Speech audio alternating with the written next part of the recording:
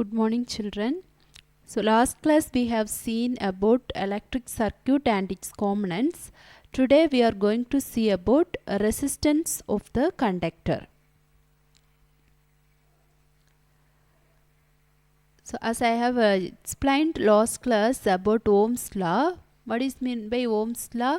So it is explaining about the relationship between the current and the potential difference in the conductor. So it is explained by George Simon Ohm. According to Ohm's law, we know that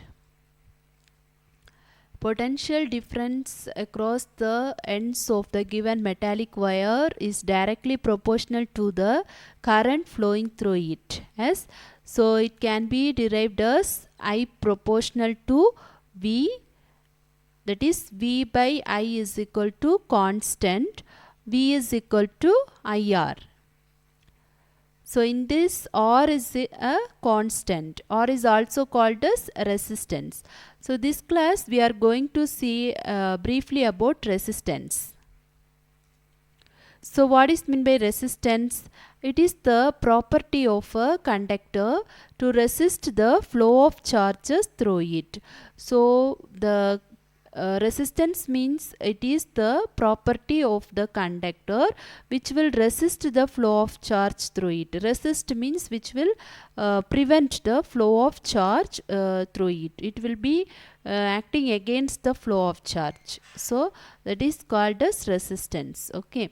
So resistance is the property of the conductor which will resist the flow of charges through it. SI unit of resistance is ohm. It is represented by the Greek letter ohm. So according to Ohm's law, we can derive resistance R is equal to V by I.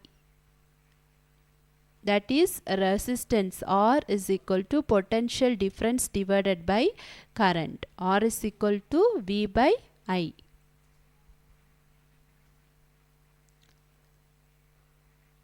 So now consider potential difference in the conductor is 1 volt and the current flowing through it is 1 ampere. Then the resistance R of the conductor will be 1 ohm. Okay, so if the potential difference across the conductor is 1 volt and the current through it is 1 ampere, then the resistance R of the conductor will be 1 ohm. That can be written as 1 ohm is equal to 1 volt divided by 1 ampere. That is, as we have seen already, R is equal to V by I, isn't it? So here the value of R is 1 ohm. So 1 ohm is equal to the value of potential difference is 1 volt divided by current 1 ampere. From this we can say that current I is equal to V by R. If the resistance is doubled, the current get halved. Okay, so the amount of current will be half if the resistance is doubled. For example, if the resistance value is 2, then the value of current will be the 1. Okay, so the resistance is doubled when the current get halved.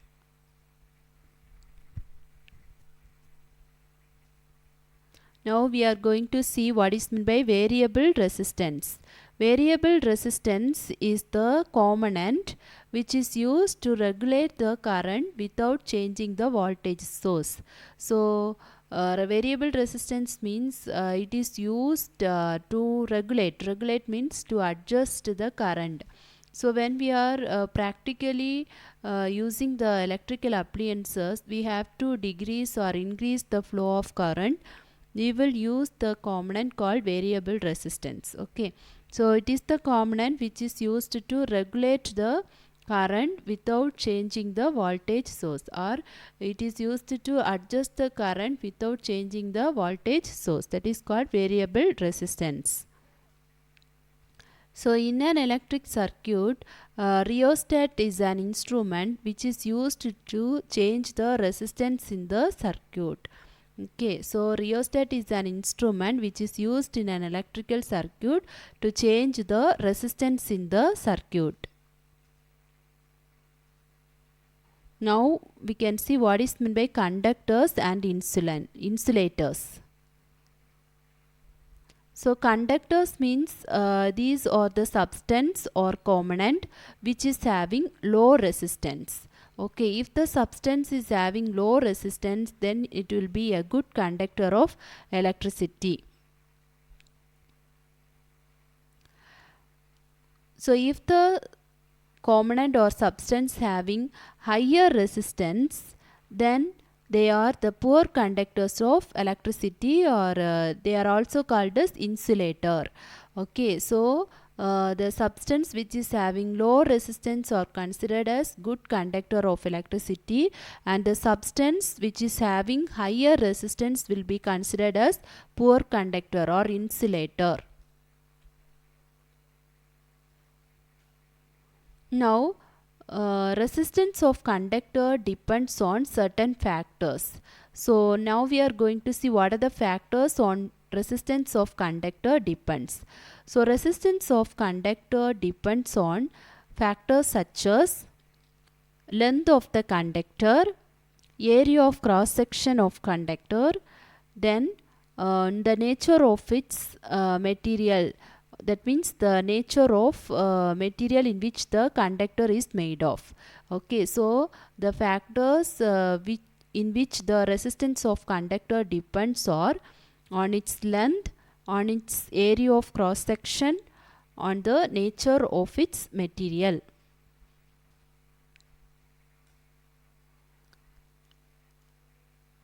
So resistance of a uniform metallic conductor, it will be directly proportional to its length and inversely proportional to the area of cross section. Okay, so resistance, or it will be directly proportional to the length of the conductor and inversely proportional to the area of the cross section, that is A.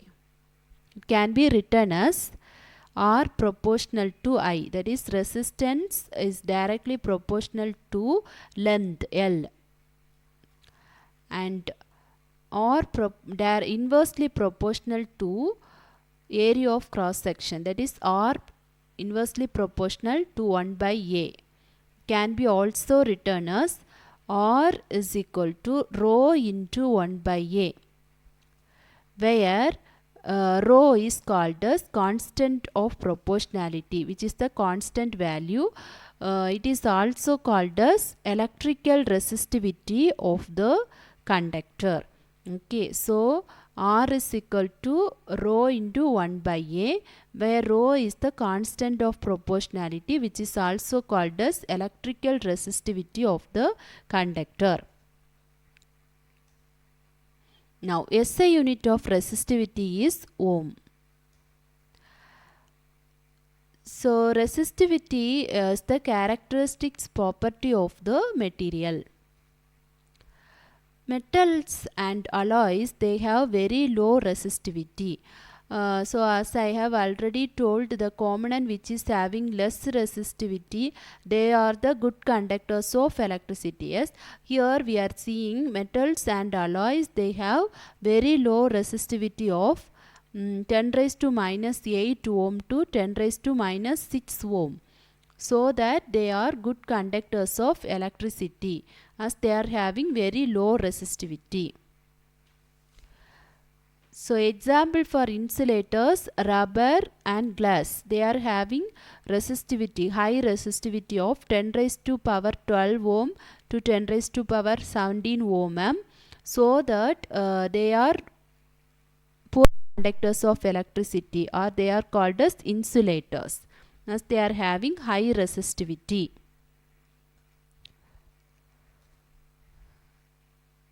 And resistivity of an alloy. What is meant by alloy? Alloy is a mixture of metals, two or more metals, or mixture of metals and non-metals. Okay, so the resistivity of an alloy will be higher than the metals, so that alloys do not burn at high temperature. As they are having higher resistivity, they will not burn even at high temperature. They are having higher resistivity so that they are commonly used in heating devices such as electric iron toasters. Tungsten is the metal which is used for making filaments of bulb. So this is one mark question. Dash is used for making filaments of bulb. Tungsten. So dash is having higher resistivity than metal alloys. And copper and aluminium are the two metals which is used for making electrical transmission lines. Okay, so metal, we know that they are having low resistivity. They are good conductors of what? Good conductors of electricity. And copper and aluminium are the metals which is having low resistivity, can be used for the can be used for making electrical transmission lines. I hope that you all understand about today's topic. If you have any doubt, you can ask children. Thank you.